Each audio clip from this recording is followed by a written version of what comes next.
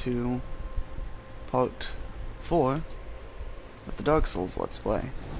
So, last time we were exploring the Farron Keep, and we're gonna head back there, because we still got a couple of things that we need to grab. We're not going to be defeating the boss in this area yet. We're going to do the Cathedral of the Deep first. Now, the reason for that is, if you kill the Abyss Watchers, all other NPCs that you haven't already recruited die.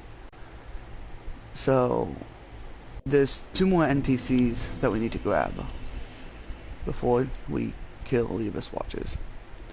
That, and we're a little bit underleveled, because they're supposed to be a farther boss than where we are.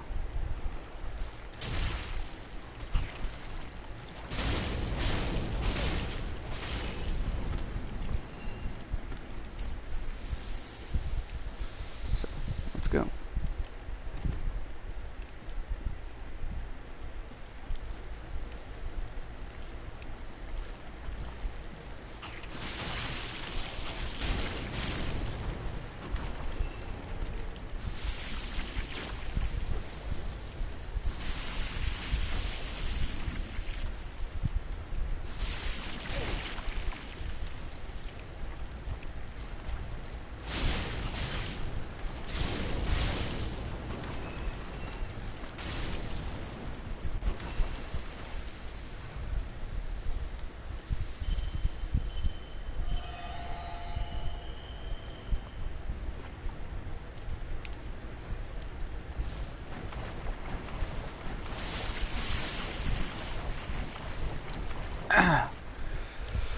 This place is like one giant maze, so it's really hard to follow along with anything. You kind of just have to learn it. The only tips I can give you is to follow the land masses, because that's typically where you need to go.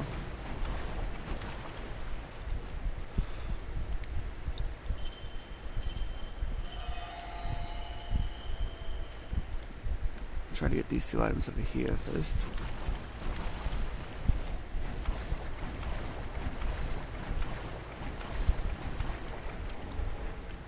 It's a nameless night set. Oh, in the other games it was just called the night set.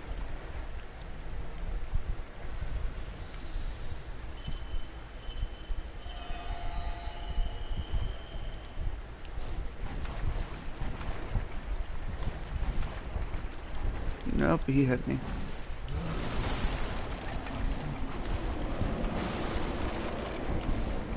Never fight those. That's the enemy that I was talking about when I said it's best not to fight, because they will just tear you apart. They hit very, very hard. They have a really, really annoying attacks to dodge.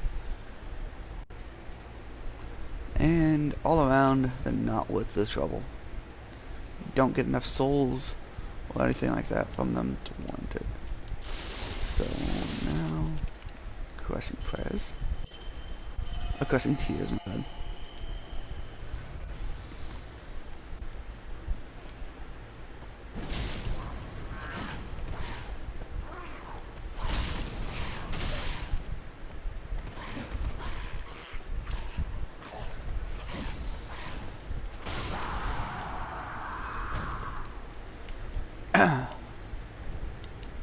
I'm gonna switch covenants real quick.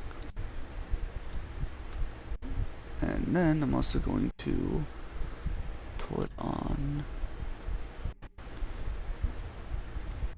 Actually, I don't want to put anything on. Pop number. Because now we get to fight Hazel again. Yay! Although she's a little bit harder this time.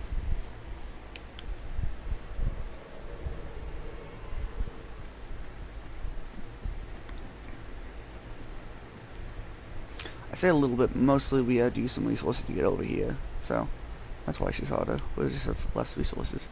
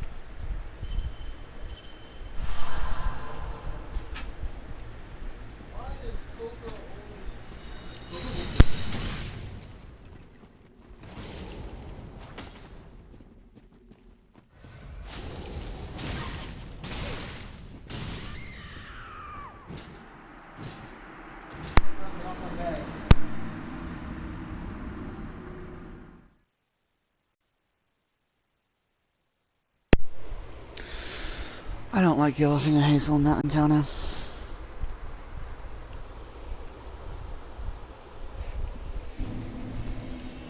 The thing about NPCs is the fact that they know everything.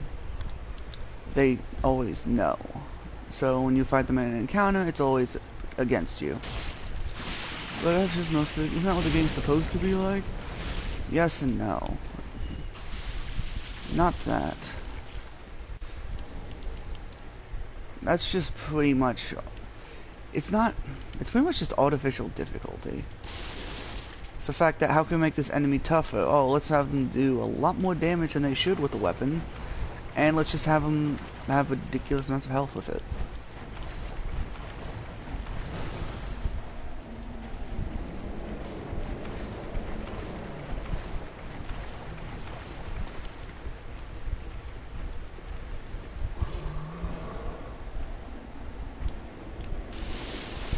These guys will follow you to the ends of the earth, I swear.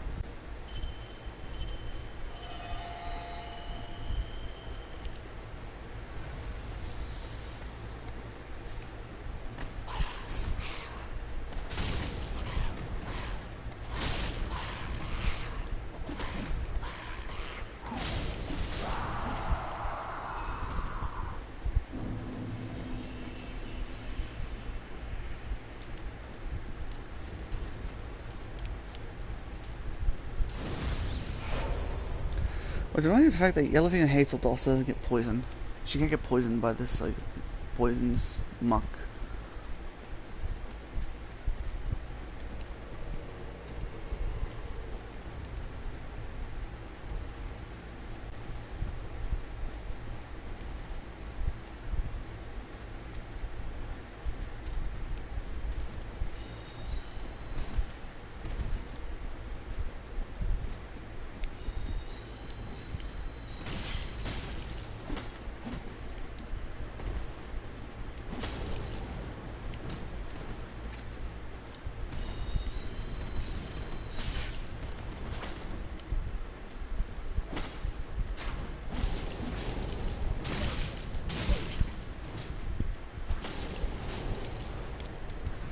But that was an example. She knew, since she's an NPC, she knew the fact that after 2 hits, no matter what, she's gonna get that hit in. And once there, she can get in 2 hits and do a lot more damage with it. She knows exactly how long your weapon is.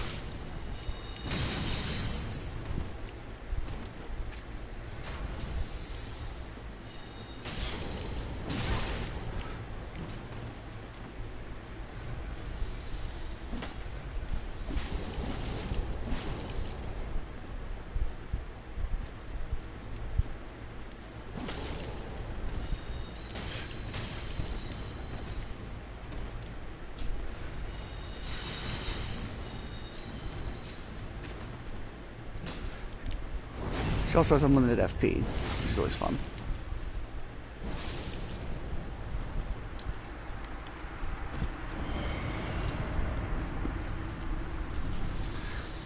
Pretty much when it comes to killing an NPC, you kind of have to just get lucky. But anyways, after you come down and come back here, there's going to be a couple items. But not only that, it comes back around through here.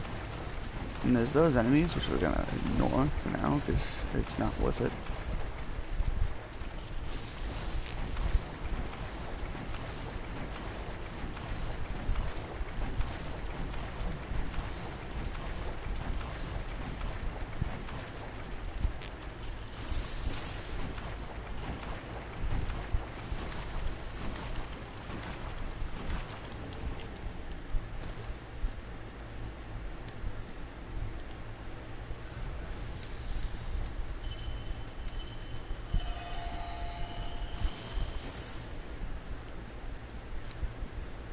But some of you may remember this. Yep, that's where it comes back out at.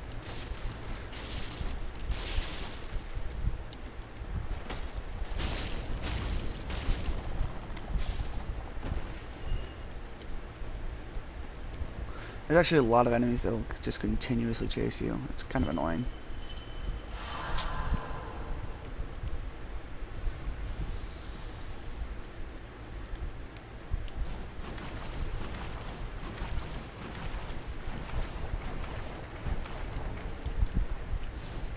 Iron Flesh Pyromancy.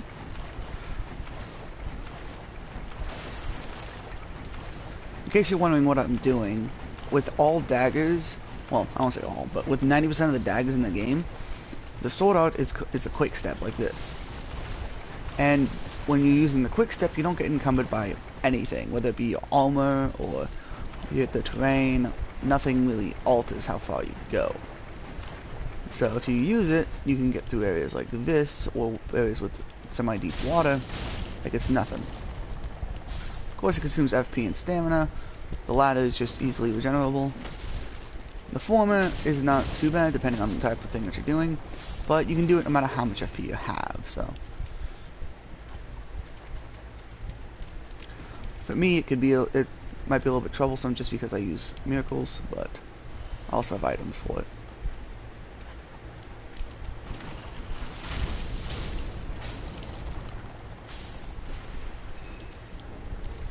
Now, you're gonna want to kill these three, but be very careful. You'll be surprised about how quickly you can rack up, how quickly you can get cursed around these guys, and how big the radius of the smoke is. Yeah. So now you come in here, and what are we gonna find? Well, first off, there's the golden scroll.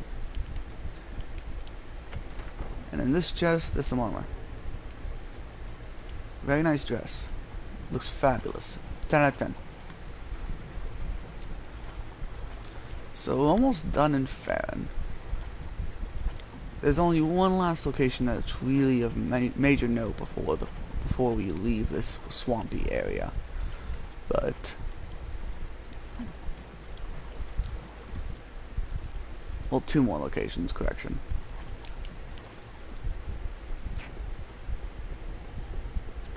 Back up here.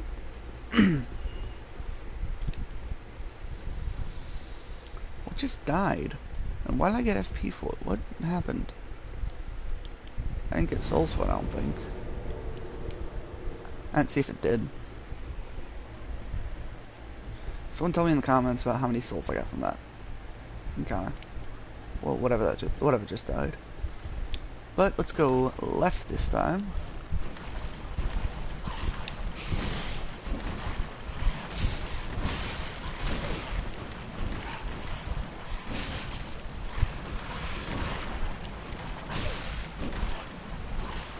These guys' entire moveset is basically let's hit you from other angles. Let's hit you from the sides. Many things basic movesets in this game are let's be fast and annoying.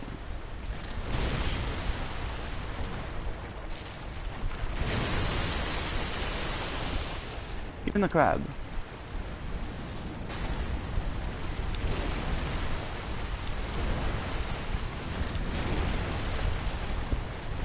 Oh wait, what was that? What is that? You mean, you're missing horribly.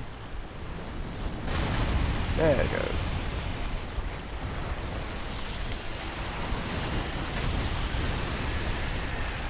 By the way, every single one of those arrows causes them to get knocked down, and we can riposte them.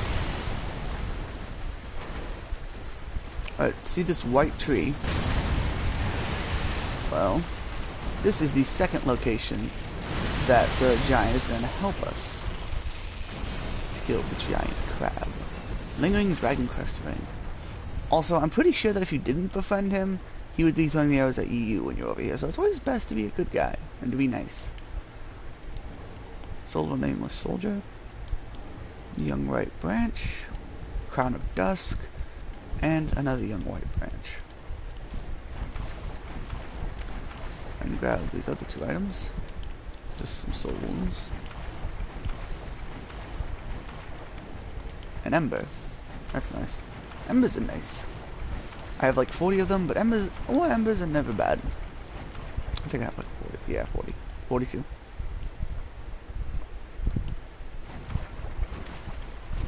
There we go. This is the last spot that we need to go for now. I'm gonna do dish. To dish.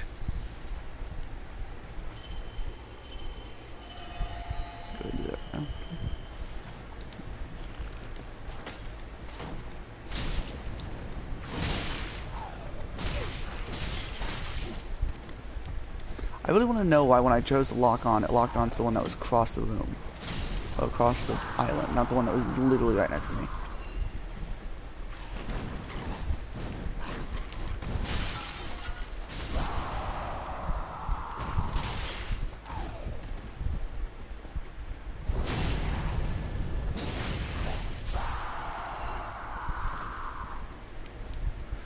For those of you who have played Dark Souls 1, these little mushroom guys may look familiar. Yeah, these guys hit hard in the first game. But this is also where we get the Sage's Scroll. That's right, 2 scrolls in one area. Wow. If you were playing an intelligence build, this would be really good. Now, for you guys, I'm gonna do this. I expect this to go horribly, horribly wrong. I don't have a sacrifice. Well, you know what they say. Leroy Jenkins.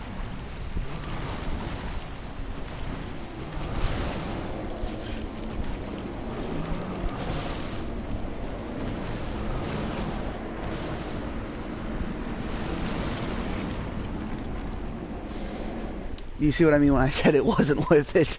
So, best to avoid those 3. Now you get a poison gem out of it. But you might be thinking, well, I want to do a poison build. Well, you can get a lot more later on, so it's best just to let that one be. They get very, very mad at you for wanting that one. Now then, okay, depending on where my soul's wound up, I might not have to, oh, okay. This is gonna be fun.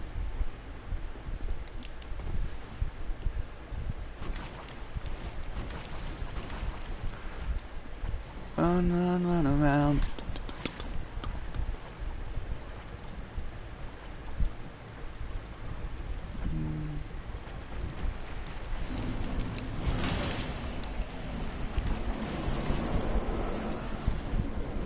The Ranger.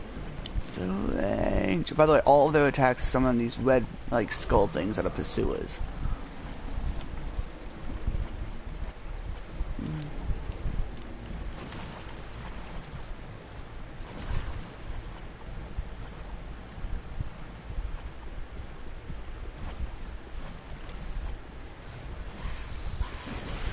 But with that, we've finished the majority of the Farron Keep.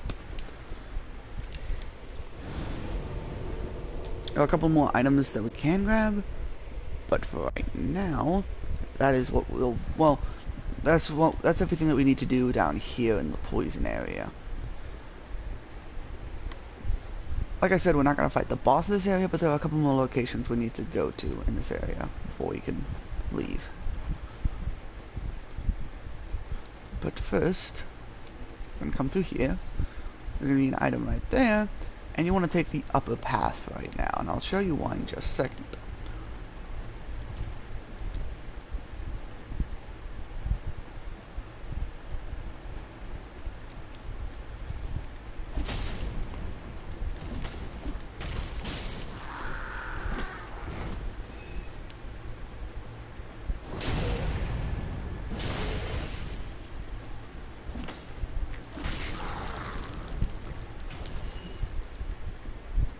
I don't think these guys also. I think these guys also like dislike fire.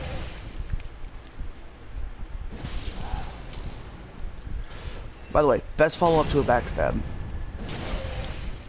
A fully charged heavy attack. When you don't push them too far away. I don't know. Many Dark Souls games, Dark Souls 3, and also weapons don't feel as long as like they should. You know, the katanas are typically really long blades, but they just feel like short. We don't even get started on great swords. Pain.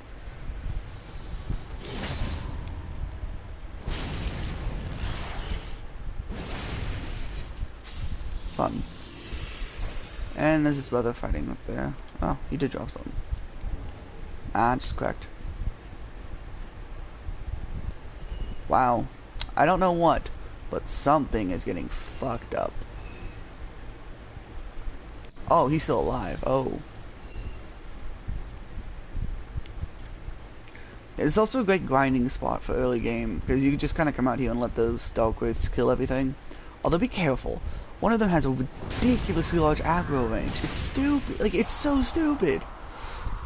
Like, if you are standing at least this close as they walk up the path, he will make a beeline straight to you. It's so stupid.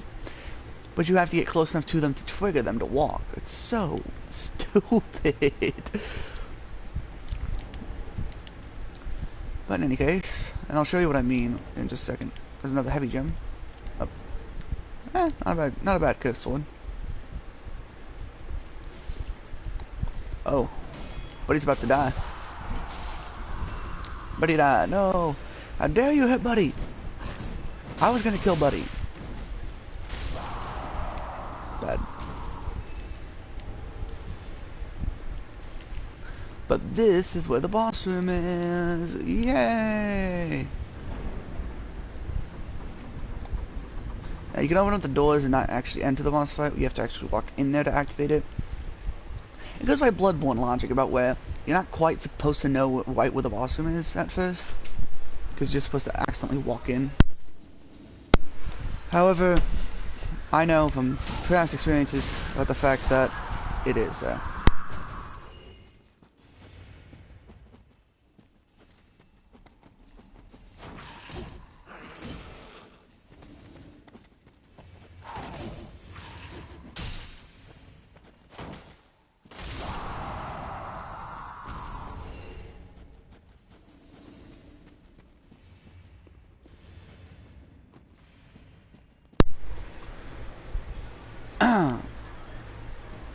So, also, if we come back this way, you might have seen this doorway when I was talking about how stupid the aggro range of that one dark wraith is. We come back in through here, and we get a bonfire. Oh, wow, this is the closest bonfire to the boss room, so this is probably going to be the one you want to use. Because then you don't have to go past any enemies, just for the most part. But backwards along it, we have this guy.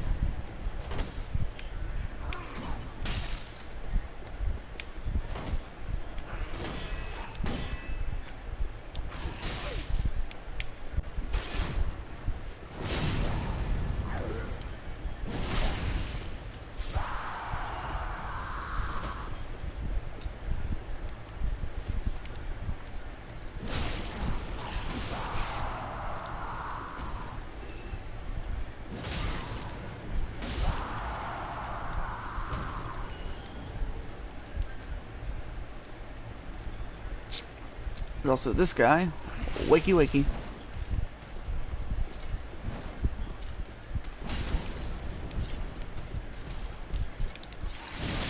Fuck. Did that too soon.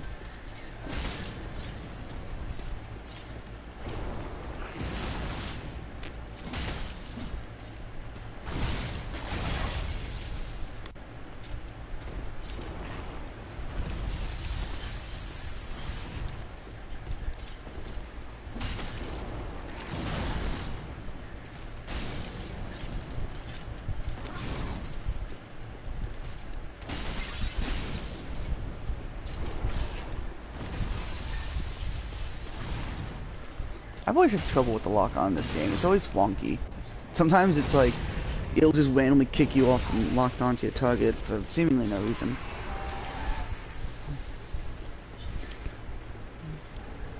Great magic weapons there.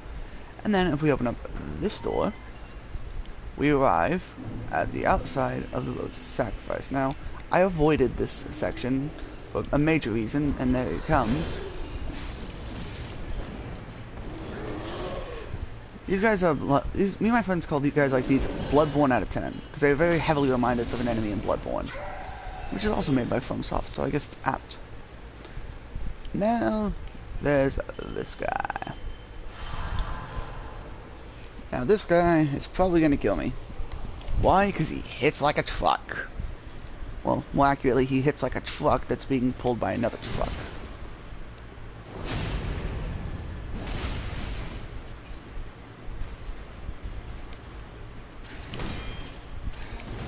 I don't know what I expected was going to happen there. That was a horrible parry. I apologize. That was better.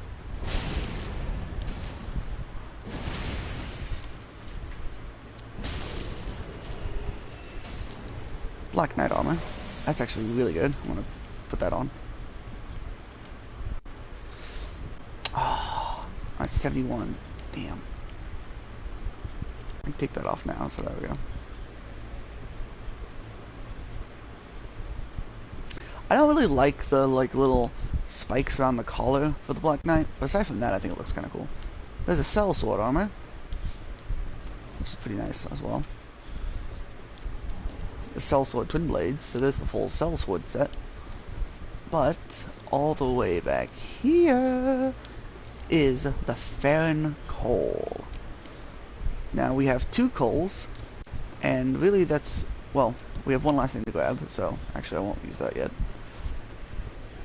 But we're almost ready to go make a trip back to the Firelink Shrine. But first we will continue this way. I'll backtrack just a little bit, but there's also a branch that we can explore shortly. Well, I guess it's less of a branch and more of a ledge. So, if you come down here, Farron Keep, yes, I remember, and come into here, there's the spell Atonement. And also, there's a Hollow Gem, which Hollow Gem scales weapons damage based upon your hollowing. The highest your hollowing can go is 99. That can make it hit very hard. It hurts. Hollowing builds kind of hurt a lot.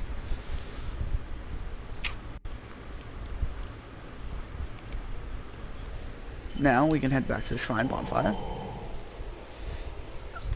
So, like I said, Orbeck leaves if we don't give him a scroll within a certain period of time. And that period of time is how many bosses we kill.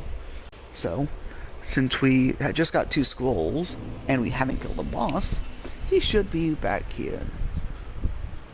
Just go from here and take an immediate right, and right there.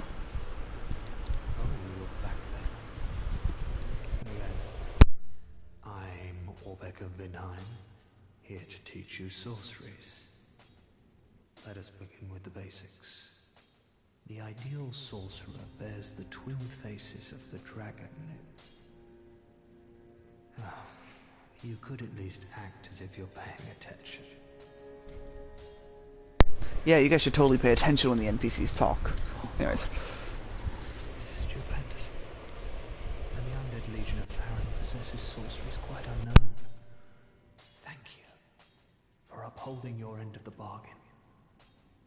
I doubt I ever would have made this discovery alone. Now, let us unravel the thing, so you may put these new sorceries to use. Oh my. Well, this is very unusual. It's from Ulyssil, an ancient land of golden sorceries. Not even the Dragon School possesses such a long-lost scroll. What would the Xanthus scholars say with their ridiculous headwear? They would simply slaver over this find. So, now that we've gotten both of those, he sells a lot more items. I'm not going to be running a sorcery build, but note that he is your main source of magical items. Also, on a minor side note, if you are going for the hollow ending, then you can come after. If you are hollow and you've done all the steps required for that up to this point, which is just pretty much become hollow, get all the dark sigils, and have this guy die and her show up. If you talk with her, and then select the talk option, she might give you, I'm not sure what the trigger is, but she'll give you a specific dialogue choice, and I'll let it play out if I can find it. Oh, good hollow. I'm afraid I must say, Orbeck of Vinheim is a cause of much consternation. He proclaimeth himself Lord of Hollows. If left alone, he may one day imperil thy rule. Fall to this matter yearly, else we are unraveled. Decisiveness is the mark of a true monarch. Well, if I can find it. It's literally... Okay. Okay. Anyways. So, like she said, Orbeck declares that he is the true Lord of Hollows. Well, we're not going to be able to... Well, if you're going for the Hollow ending, you ain't going to be able to stand for that. So, the obvious choice would be to kill him, right? Well, if you kill him and get his ashes, you lose out on all the future sorceries you can get. There's no time limit about that, and it's not actually required. But, pretty much, the way you complete Warbeck's quest line is to get all the scrolls in the game, give them to him, and then purchase all sorceries that he can sell. After that, he'll give you an emote, he'll give you a ring. I think, actually, along the line, he gives you 2 rings, but then he'll pack up and leave. And when you come back, when you leave the shrine and come back, he'll be gone. And then you can find his body later on in the game, and you can get his ashes from it. You can do that as well, if you want to. His questline doesn't really have a finish. It's just kind of... Yeah, he's just kind of here forever. Her questline can end in 2 ways, like I said. And we already gave her one of the books. One of the tomes. Oh, I forgot we had that. I forgot we grabbed that. Oh, well. Let's go back. Hey, buddy. Welcome. Give Pyromancy Tome. Give Great Swamp Pyromancy Tome. Yes, there we are. It's been long indeed. With this, I can teach you more sophisticated pyromancies.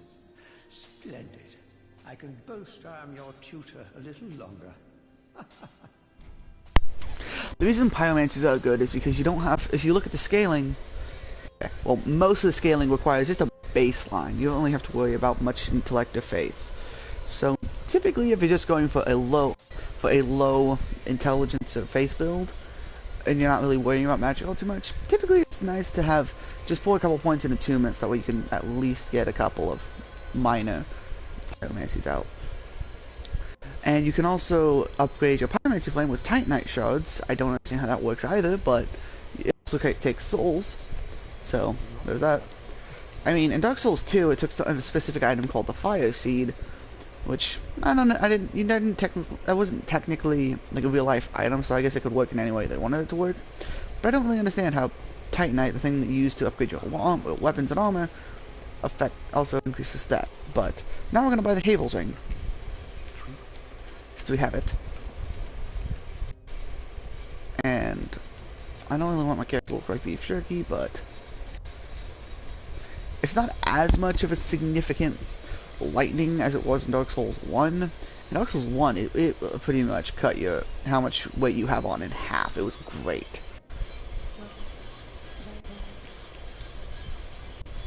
I'm gonna increase my endurance a bit more. I'm gonna come over here, and we're gonna give him the coal that we just got. Oh my. This coal is from the Undead Legion, used to forge the weapons of Farron's Abyss Watchers. A fine prize. I'm honored to be endued with it. Now I'll be equipped to infuse special gems. Praise the gods, eh? Time to put this brawn to use. Praise the gods indeed. So, what does he mean by special gems? Well, we're no longer going to have this be a fire uchi katana. We're going to make it a sharp uchi katana, which decreases the strength scaling, but increases the dexterity scaling. Rather nicely, too. It brings it up to an entirely another level. So there's that. But, since we also are going to need another fire weapon, we're going to make the Lucian fire. Oh, I don't have another fire gem. Oh well. In which case, we'll probably just buy some fire, stuff. We'll find. Yeah, about 13 of those. Which I can only carry 5, but whatever.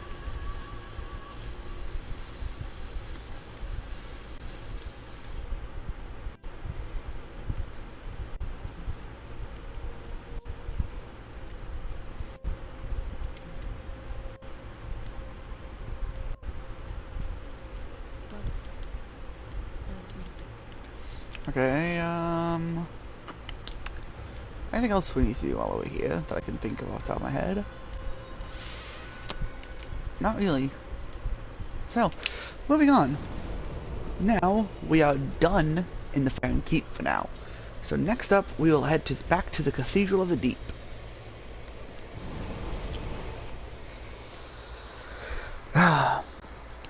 Because, like I said, we have to get 2 more NPCs before we leave. And Grey Rat's not back, so we do have to kill another boss. In all actuality, you should send him out sooner than I did, but I always forget. I do a lot of... I usually play around for a long time in post-game or something, so I frequently forget stuff like that. Now then. There's this scrupulous figure up here, who is not friendly. As you can tell from throwing crap at me. I get those stuff too. And mine hurts a little bit more. Stop that.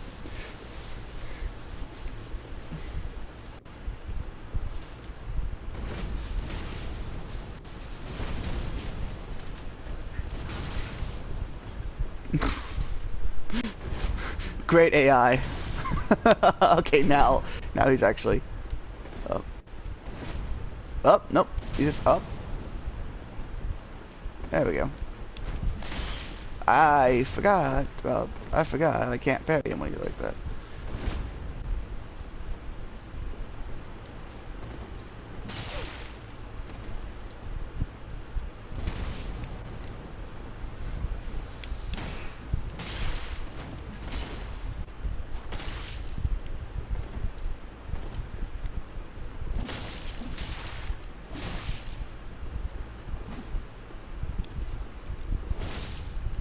Goodbye. Spider shield. The spider shield's pretty good because it blocks poison. Like, a lot of it. I think it blocks all poison, actually. Let me see.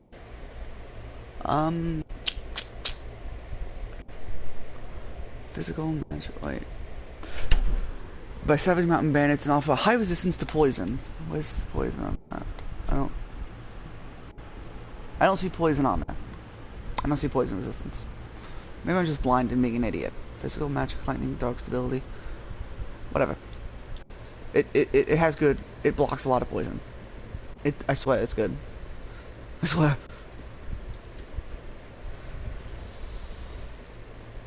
Moving on. There's a crest shield up here. I'm not sure... I can't remember what its main selling point was. The crest shield greatly reduces the dog damage. That's nice. Wow, 86%. Wow. 89% fire for the Dragon Crest ring. Dragon Crest shield.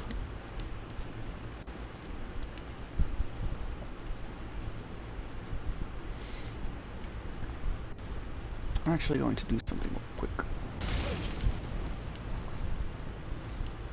Ow.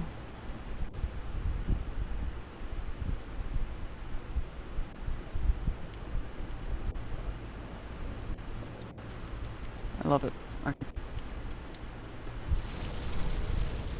There's a method to the madness, I swear. Like I said, these guys don't like fire. And since the dagger is super fast, it's easy to hit them with it. And you just slice and dice them. Come on. They get hit with any fire and they start freaking out like that, so it's really, really good to kill them with.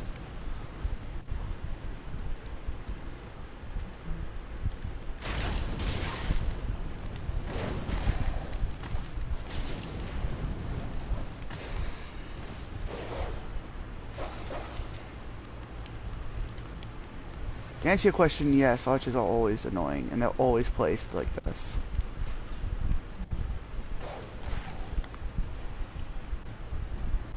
Come on, fucking god.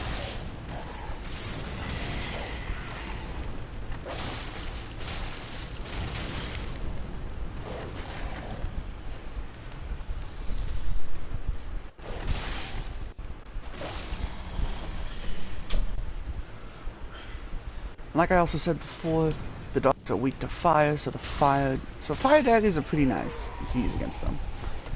Also, if you can manage to sneak up on one and toss a firebomb, it makes them freak out. Also, you'll notice the fact that any archer in this game is one of the people from Wanted, because they can arch the bullet so well. I don't know, it doesn't seem as common in this game as it did in Dark Souls 2, because in Dark Souls 2 you could literally just stand there, walk left, and see the arrow turn in midair and come at you.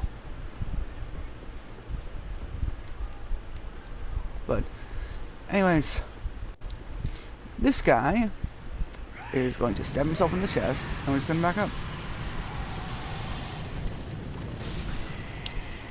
10 out of 10, best strategy ever. I'm gonna stab this guy.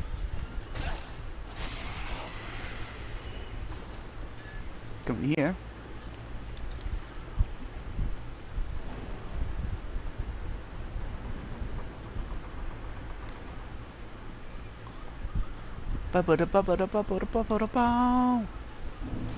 Bonfire lit. Okay. So, we just got the spell Atonement. Attract more attention from foes is what it does. It is not a very useful spell, but I want to go ahead and remove those in favor for Tears of Denial, which is a pretty decent spell. Pretty much, here's what happens. I cast it, and I now have a yellow glow deep in my bosom. If at any time I get hit and get knocked down to 1 health, then it pops and saves my life and allows me to drain 1 HP. Now, this is also good because it enables you to survive most falls. Because if you fall from a great height, and it would normally kill you, it could pop then. I think if it's too good of a height, it doesn't matter, you'll still take damage. Also, some things don't really affect it. Like if you get poisoned and the poison kills you, it just kills you. It doesn't save you. But also be careful, because a multi-attack, like for example, if you get bled out, if the last hit bleeds you out, like if the last hit kills you and then bleed takes effect, then you're gonna die. That's what's gonna happen there. We just got an Estus shard, so we'll go ahead and head back now.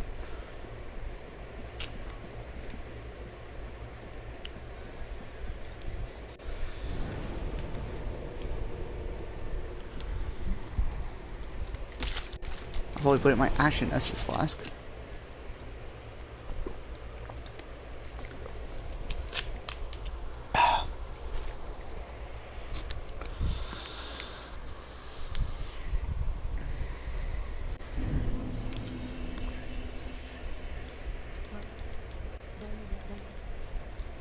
Okay. Approximately 1,200,000 souls. 1,200 souls. Right? Yeah, 1,200. Yeah, 12,000 souls would be far better. Reinforce. A lot.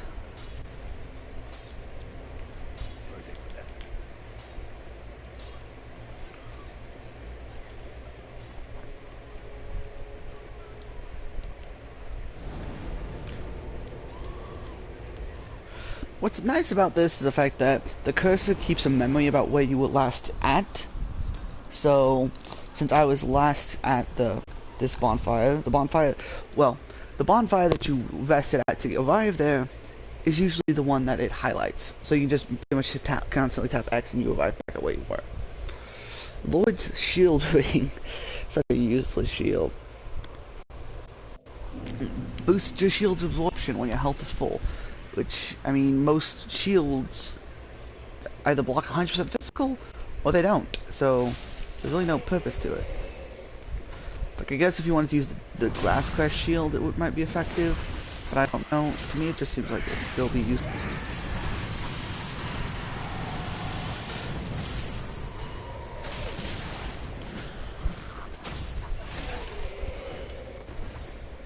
You threw something at me just a minute ago, didn't you? Turd Ferguson. Heal up. Yeah, you threw one of those at me. Well, they're mine now, so fuck you. Now then, don't bother killing any of these guys, because that's kind of suck. But, remember earlier I told you we'd need the torch. Well, guess what? This is where we're going to need it. We're going to head up here. We're going to pass these guys. Up. Oops. Okay. That was my fault. Oh. Actually, wait. Now I'm all turned around. I'm confuzzled. Oh yeah, here it is. Okay. Grab this. Grab this. And then run. Just run.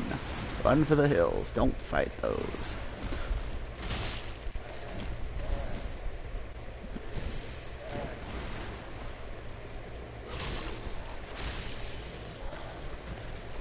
Hit them if they're in your way, but for the most part, just run away from them. They just don't stop. They pretty much don't stop spawning.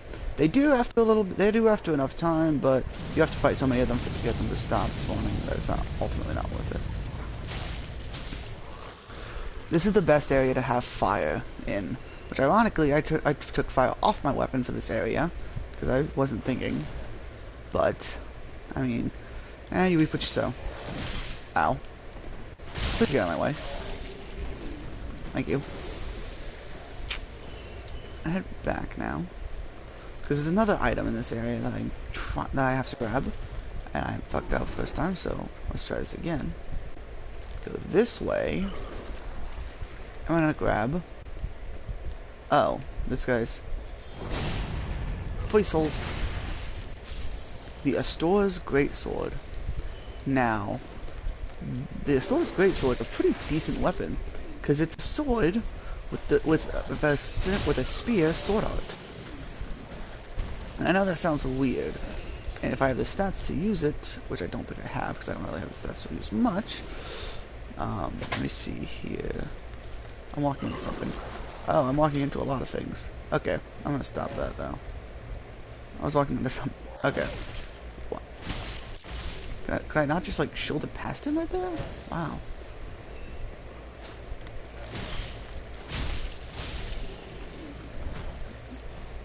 Hey, how's the family?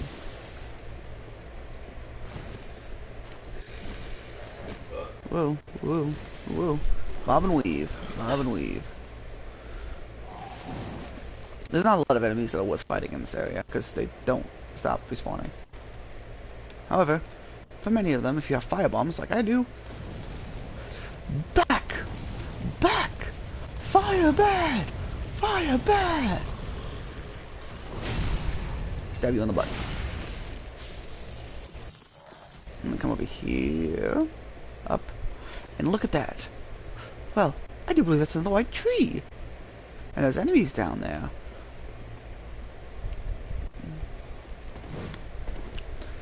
But first, there's the Grave Warden that we have to worry about.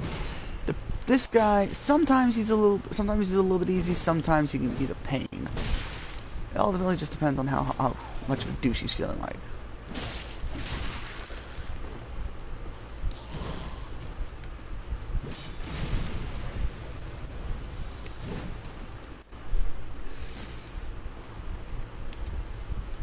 Excuse me. That was rude.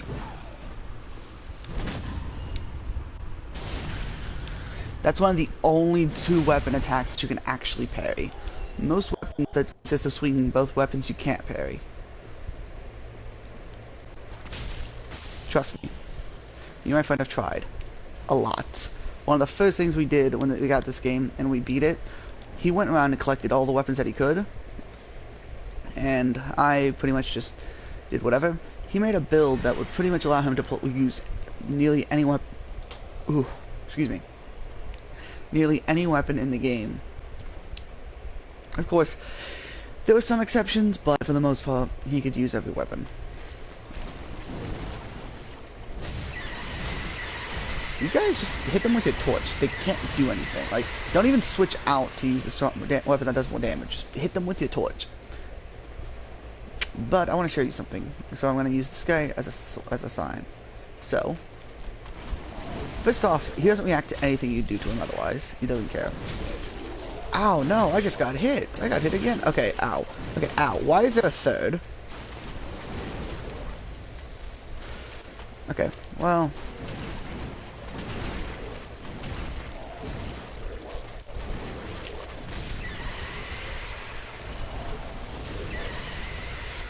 Oh no, my bleed's going up. What are these worm things? Well, that's what's causing your bleed to go up. So rather than equip the torch. And now they're gone. And my bleed's going down. Yeah! Does the denial have a time limit before it goes off? I'm not sure. I don't really use it too much. I don't know, it just takes 2 attunement slots, so I don't usually have it on. I try to keep myself with as many free attunement slots as possible. I'm a guy who likes variation, who likes surprises.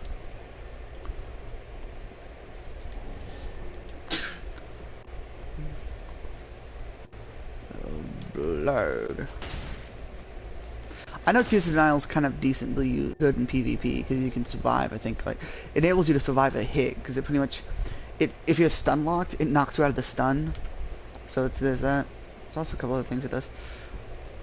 Oh, Titanite Lizard.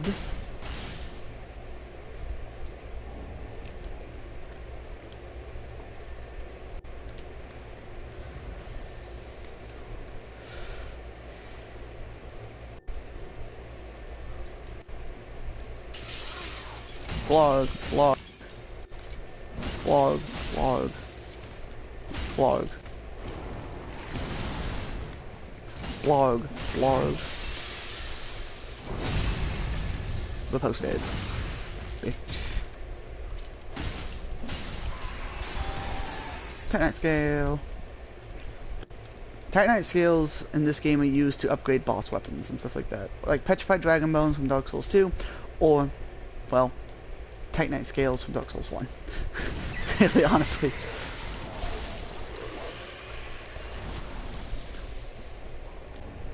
Poison Bite Ring.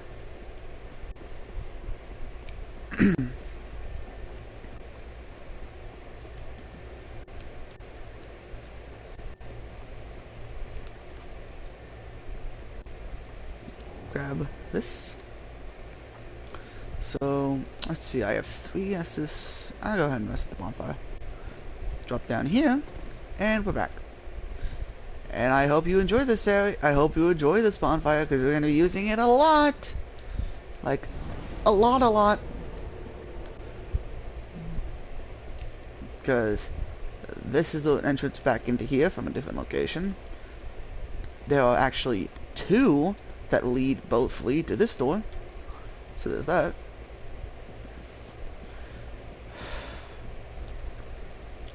You're gonna be backtracking a lot. I guess that's common. That's part of the game for Dark Souls. I don't know. I feel like it's less common if you know what you're doing. You know, like to someone who's just playing the game, they tend to be a lot more cautious, stuff like that. They don't make very many risks. They don't do anything too outlandish. So they usually are a lot more. Honestly, I think people who are just for the first time going through the game are going to be a higher level in many areas because they're going to get to an area and they're going to be super careful. They're going to be killing enemy by enemy. They're going to be taking a lot of their time. Like these enemies, I said they pretty much don't stop spawning. They do if you kill like 20 of them. If you kill that one person like 20 times without resting on the bonfire, then that one will stop spawning. So if you fuck.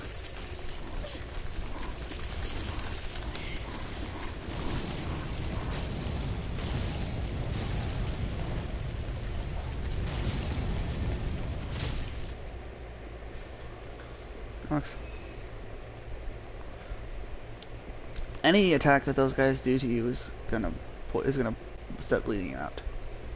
So, hey, it's the Grave Warden again. How's it going, buddy?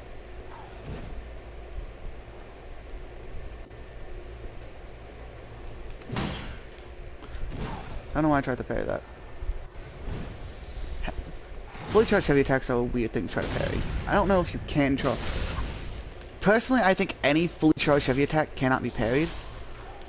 know whether it's a one-handed or a two-handed.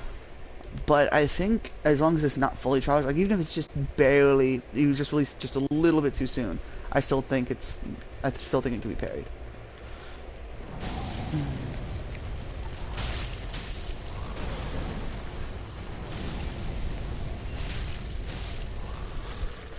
And yeah, there's a lot of enemies here, so don't rely on him to kill them all, because it takes him a while. Also, what's an interesting note is if you look at the trajectory that the arrows are coming from, and then look in that direction, you can kind of see them. Where you see that tower right there? Where he's throwing them up and they're coming down?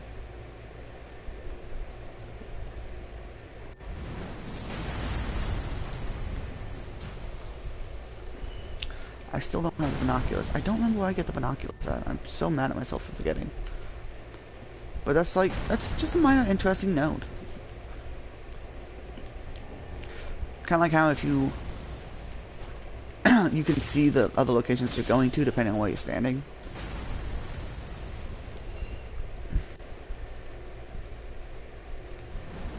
It's just like, and things like that I find really interesting. Like it just kind of shows about the fact that they put extra time and care into the way the world is structured.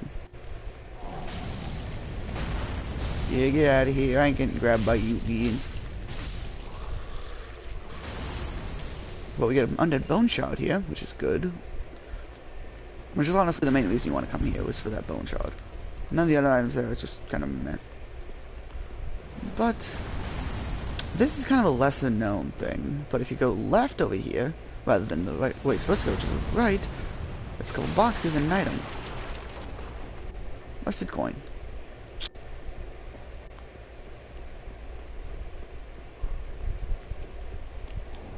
Red bug pellet. This is another one of those, like I said earlier, where the archer is just kind of a sniper. So, what we're going to try to do is bait this guy to come over here, so we can kill him peacefully. Which is tough when they have a shield, because they typically don't like to come. So we'll throw a firebomb instead. And we woke the other guy. There's another guy sitting down there. The guy that throws those.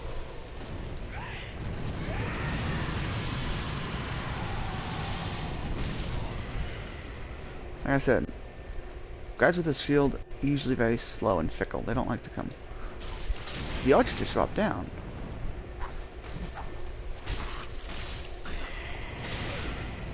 Fuck you. Wait, I'm gonna try to show you guys what I'm talking about when I say the curve of the bullet. Watch the arrow. Okay, I'm sitting here. See? There's a direct curve. It's not as drastic as it was in Dark Souls 2, but it's there. But it's the minor curve that's more annoying.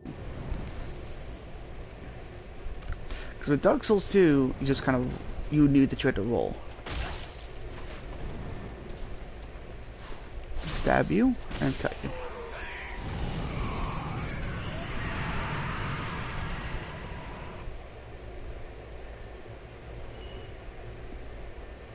Huh, he fell.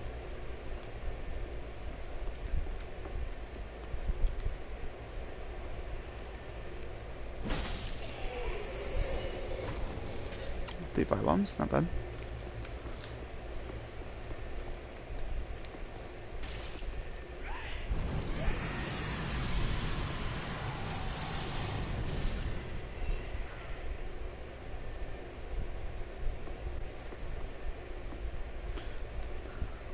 That right there is clusterfuck heaven.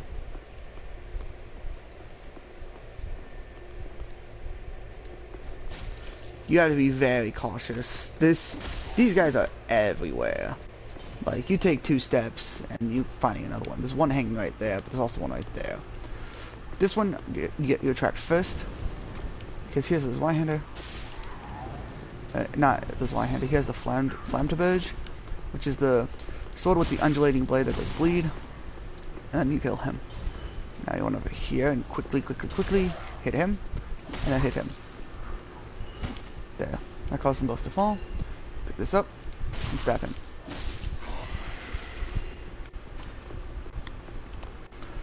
This area is supposed to be traps. Okay? Like, you think you're safe, but you're not.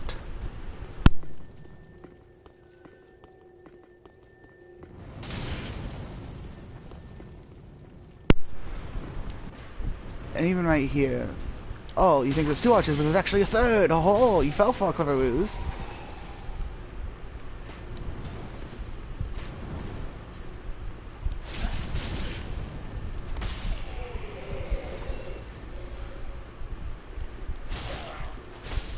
Kill him.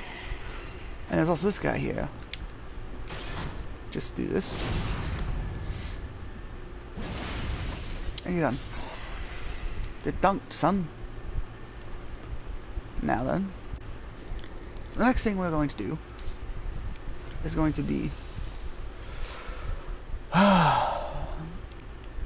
gonna have to do this. I say we're gonna have to, it means I'm gonna do this for you guys.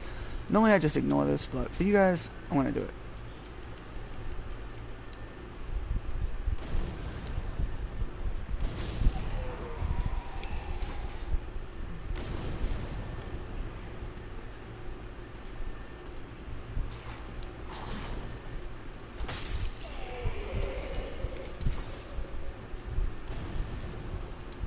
Damn, I missed. Oh god, I don't want to get Big Mama on this. Oh, she's mad at me anyways. I already got her on this. Oops.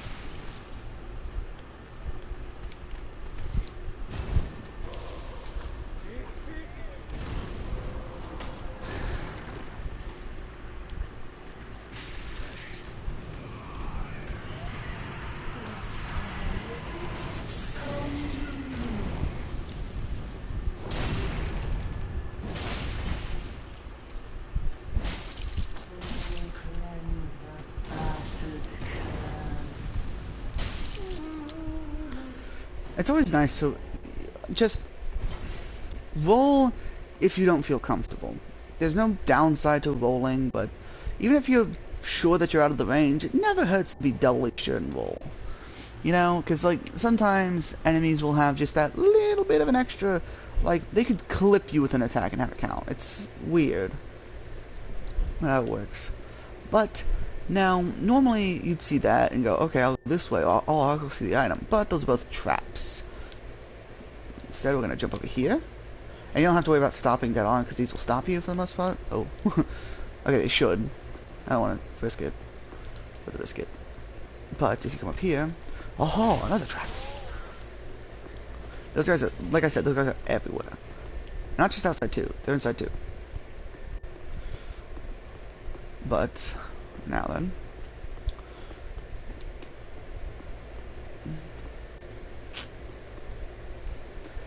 This guy is always here, but I never see where he's at. I always see the shadow of him, but I don't actually see him.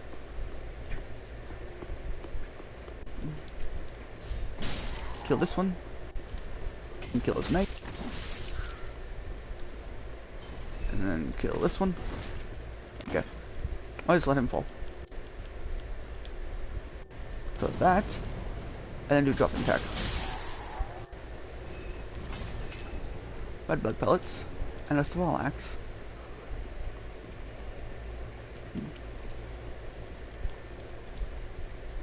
Heal up. Now, there's this guy. He's not too bad, for the most part. Especially now if you compare him. But he's actually also a trap. Him by himself is a pushover, honestly. But as soon as he gets aggroed onto you, those two thrall that we just killed will jump down too, and you have to deal with them, too. That's what the biggest issue is. So, instead... Also, be very careful about turning your back on a thrall with an axe. They have a grab attack, which if they hit you from behind, they insta-kill you. So be very careful of that. Kill this, and get the soul. He drops down. Stab him in the back.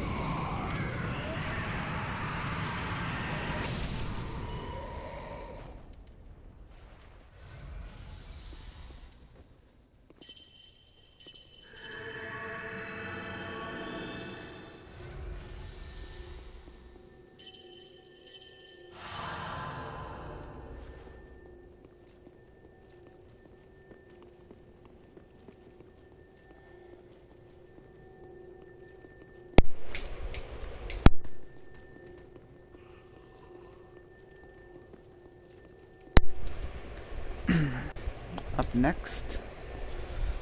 Which is really cool. If they actually had a tournament around, or something around here, we'd actually be able to get them. Oh, nice.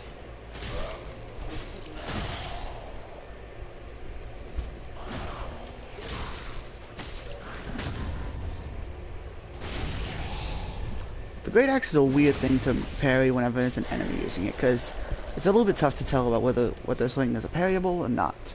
Because if they're two-handing the Great Axe, or a Great Axe class weapon, then most of the time it can't be parried. Rolling attacks can always be parried, and so can running attacks, I believe. You just kind of have to do it well. The only I don't think there's really an exception. I guess unless it's a projectile running attack, then you can't really parry the projectile unless you can parry. Oh no, some shields let you parry spells, so if it's a spell projectile, then you can, but there's the dual charm. And another trap for you. It erodes your equipment, I believe. That or gives you curse, I can't remember.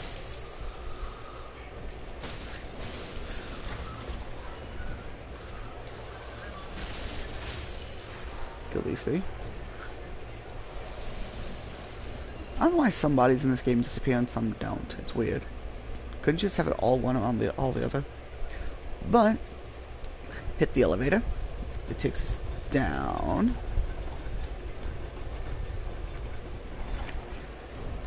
Follow it along. Open up this door, which can only be opened from that side. I'm not sure why though, because there's this door that can also only be opened from this side. And bada bing bada boom, like I said, it's the bonfire room again. It's the same bloody one.